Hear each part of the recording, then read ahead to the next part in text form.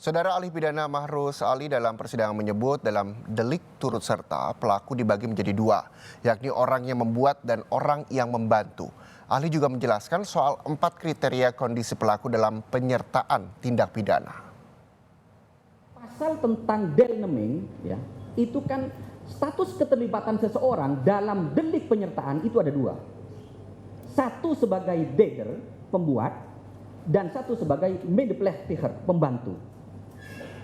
Kedudukan seseorang dalam sebagai pembuat itu ada 4 kemungkinan. Satu sebagai pleher. Apa itu pleher? Orang yang memenuhi semua unsur. Jadi kalau A misalnya didakwa 340, maka A harus memenuhi semua unsur 340. Ya. Kalau tidak memenuhi unsur harus bebas A itu. Itu namanya pleher. Walaupun kita diskusi, kalau pleher kan satu, padahal penyertaan lebih dari satu. Gitu kan. Kita diskusi nanti aja. Yang kedua adalah apa? Don't pleasure.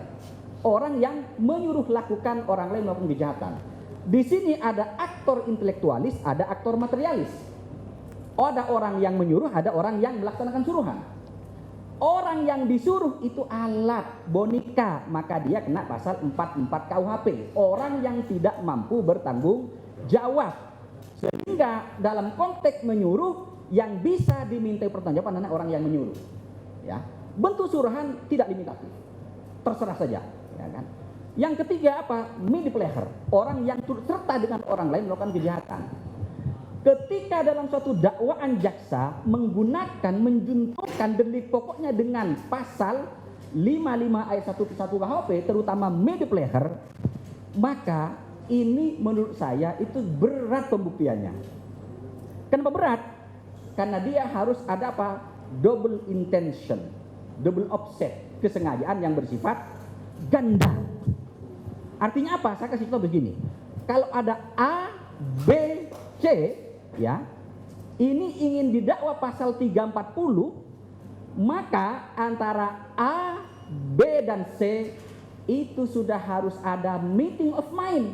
Si A sepakat dengan si B dengan sepakat si C juga sepakat dengan si A. Untuk apa? Untuk menghilangkan nyawa korban. Kalau ini tidak ada, maka tidak mungkin ada penyertaan.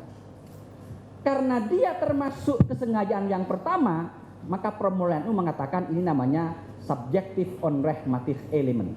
Ya, kesengajaan yang bersifat subjektif. Kenapa? Karena ada di sini. Yang kedua, saudara, yang kedua yang mulia, mohon maaf, kesengajaan yang kedua apa? Ketika melaksanakan kejahatan itu harus disengaja. Artinya apa? Kalau A, B, C, maka harus ada pembagian peran di sini. Dan pembagian peran itu bukan karena kebetulan, memang sudah disepakati sebelumnya. Artinya apa? Kalau dalam fakta kasus misalnya A dengan B, si A hanya berkeinginan untuk menganiaya, kemudian si B menghilangkan nyawa, maka tidak mungkin terjadi turut serta. Kenapa? Karena intention yang kedua itu tidak terpenuhi.